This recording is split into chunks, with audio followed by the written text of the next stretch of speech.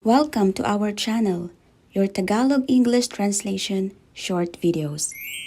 Tagalog to English sentences.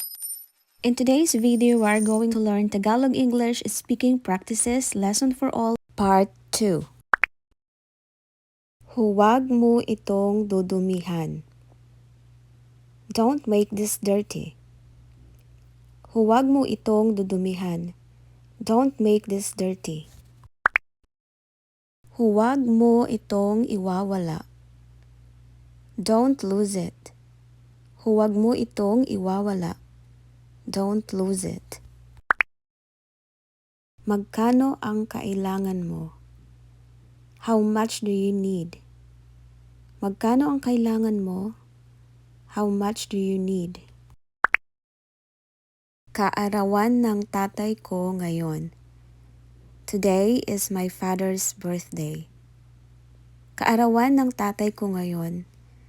Today is my father's birthday. Sasabihin o ikukwento ko sa iyo mamaya. I'll tell you about it later.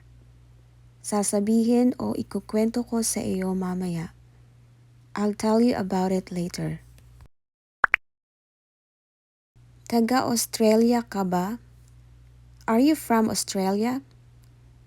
Taga-Australia ka ba? Are you from Australia? Nasaan ang martilyo? Where's the hammer? Nasaan ang martilyo? Where's the hammer? Parang ayaw kong lumabas ngayon. I don't feel like going out today. Parang ayaw kong lumabas ngayon. I don't feel like going out today. Mahirap ba ang French? Is French difficult? Mahirap ba ang French? Is French difficult? Hindi ko na maalala pa. I can't remember it anymore. Hindi ko na maalala pa.